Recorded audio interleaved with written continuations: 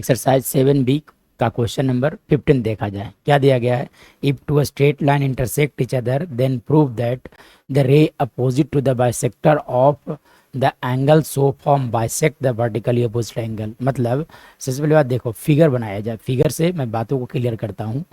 दो straight lines हैं, suppose कर लो कि एक स्ट्रेट लाइन ये है और दूसर एक और स्ट्रेट लाइन है। सपोज कर लो कि ये दो स्ट्रेट लाइन्स हैं, ठीक है। दोनों एक दूसरे को इंटरसेक्ट करते हैं, तो दोनों को मैं नेमिंग कर दूं तो देखो ये लाइन जो है वो दिस इज ए हेयर, ठीक है। चलिए देखिए, दिस इज ए बी, ये line segment line A B है, और ये जो आप देख रहे हो this is C D. Both are intersecting at point O. चलिए अब आगे क्या बोला गया है कि बोला गया if two straight line intersect each other then prove that the ray opposite to the bisector of one of the angle. मतलब यहाँ पे देखो चार एंगल बना हुआ, इसमें से किसी भी एक एंगल का बाइसेक्टर आप बना दो। तो देखो मैं क्या करता हूँ कि इस एंगल AOC का एक बाइसेक्टर बना देता हूँ, ठीक है। चलिए अब बोला गया है कि जब इस बाइसेक्टर को पीछे की ओर बढ़ाया जाता है, जब बाइसेक्टर को बढ़ाया जाता है तो ये प्रूव करना है कि अपोजिट एंगल भी बाइसेक्ट हो जाते हैं। मतलब मैं यहाँ टोटल लाइन बना दूं तो ये प्रूव करना है कि ये लाइन भी क्या हो जाएगा, बाइसेक्ट हो जाएगा। We need to prove this that this BOD will also be bisected here, ठीक है। चलो तो कैसे किया जाएगा, चलिए देखिए।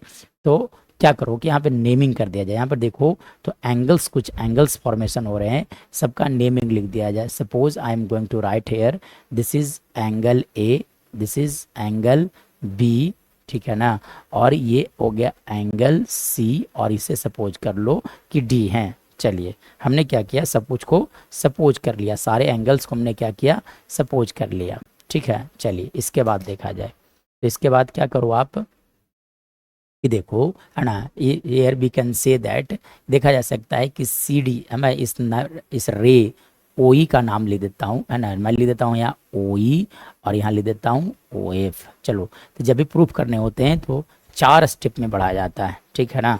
तो सबसे पहले लिखा जाता है टू प्रूव, सॉरी गिवन। पहले क्या लिखा जाता है, गिवन।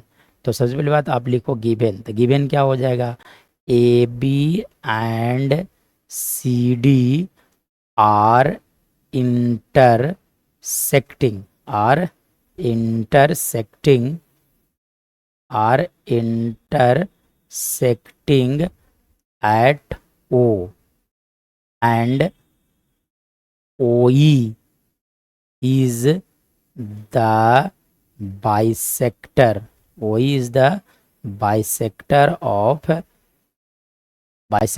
Angle AOC। OE जो देख रहे हैं आप, this is the bisector of angle AOC। Also OE is produced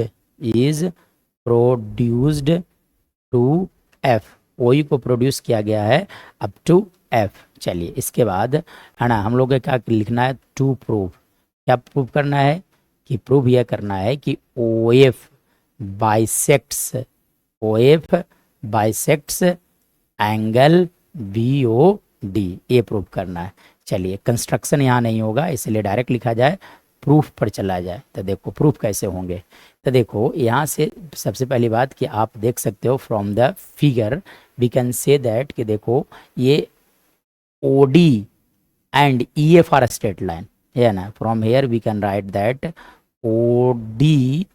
CD, you can say that line CD and EF are straight lines, intersecting at O, ठीक है। So we can say that, इसका मतलब देखो ये एक straight line है और ये भी क्या एक स्ट्रेट लाइन है, ये दोनों स्ट्रेट लाइन जो है। अब देखो तो यहाँ पे जब इस तरह से होते हैं, दोनों इंटरसेक्ट जब करता है, तो ये एंगल A जो होगा that will equal to angle D, है ना। तो लिखा जा सकता है कि angle A equal to angle D लिखा जा सकता है, सॉरी यहाँ पे लिखा गया। तो एंगल A इक्वल टू क्या लिख सकते हो आप, एंगल D। रीजन क्या हो गया, vertically opposite angle VOA, I am going to write vertically opposite angles are equal. So I have written here angle A is equal to D. Similarly we can say, we can write angle A, angle B जो होगा वो angle C के equal होगा, तो angle B equal to लिखा जा सकता है एंगल सी. बट है ना, ये हो गया कंडीशन नंबर 1, ये हो गया कंडीशन नंबर 2. बट है ना, यहाँ से आप क्या देखते हो कि यहाँ से अगर मैं बात करूँ तो ये एंगल AOC का बाइसेक्टर है आपका OE.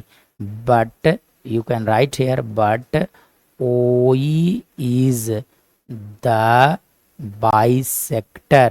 OE is the bisector of angle AOC.